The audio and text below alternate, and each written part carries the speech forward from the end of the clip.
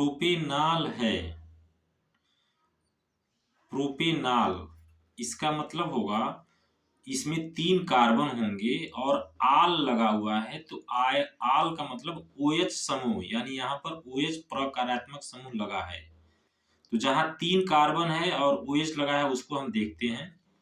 जैसे ए विकल्प है, इसमें C3H5OH दिया हुआ है, तो यह तो सही लग रहा है। लेकिन और भी देखते हैं क्या और कहीं है, तो यहाँ तो कार्बन 2 ही है, तो यह नहीं होगा। यहाँ पर कार्बन 3 है, तो यहाँ कार्बन 3 है, लेकिन यहाँ पर और OH भी है, तो क्या यह भी हो सकता है क्या? और यहाँ पर भी दिया हुआ है 3 कार्बन, तो अब यहाँ पर 3 विकल्प हैं। तो 3 विकल्प हैं, लेकिन अब हमको देखना है कि प्रोपेनाल जो होता है बेटा, इसमें OH जब हटाते हैं तो प्रोपेन से बनता है प्रोपेनाल। यानी प्रोपेन का जो सूत्र होता है वह CnH2n+2 के अनुसार C3H8 होगा। तो उसमें से एक हाइड्रोजन निकाल कर जब निकाल देंगे और उसके जगह पर OH जोड़ देंगे तो हाइड्रोजनों की संख्या कितनी हो जाएगी? 7 हो जाएगी। तो कार्बन यहाँ भी 3 है, लेकिन हाइड्रोजन की संख्या यहाँ 5 है, तो यह गलत है। यहाँ पर देखिए 3 कार्बन तो है, लेकिन हाइड्रोजन की संख्या यहाँ 6 है, तो यह भी गलत है।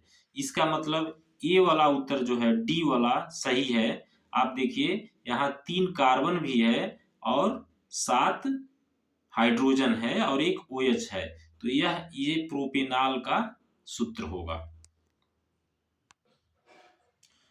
अगला प्रश्न है, खाद्य पदार्थों को सुरक्षित रखने के लिए डिब्बों में जिंक के स्थान पर टीन का लेपन होता है, क्योंकि?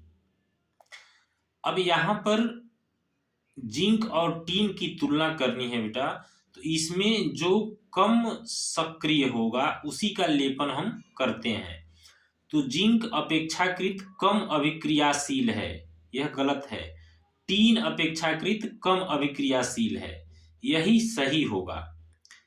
सी विकल्प दिया है, जिंक का गलनांक कम होता है और टीन का गलनांक भी कम होता है, इससे कोई मतलब नहीं है। यहाँ पर अभिक्रियाशीलता से मतलब है, तो इसका मतलब टीन जो है जिंक की तुलना में कम अभिक्रियाशील है, तो यहाँ पर उत्तर जो होगा बी सही होगा। उसके बाद है, बेकिंग पाउडर को गर्म करने से कौन सी गैस निकलती है? तो बेकिंग पाउडर जो होता है बेटा वह होता है NaHCO3। NaHCO3 मतलब सोडियम हाइड्रोजन कार्बोनेट। तो जहां भी कार्बोनेट होगा उसको जब हम गर्म करते हैं तो वहां पर CO2 गैस निकलेगा। तो बेकिंग पाउडर को गर्म करने पर CO2 गैस निकलती है, तो यहाँ पर विकल्प क्या होगा? सी सही होगा।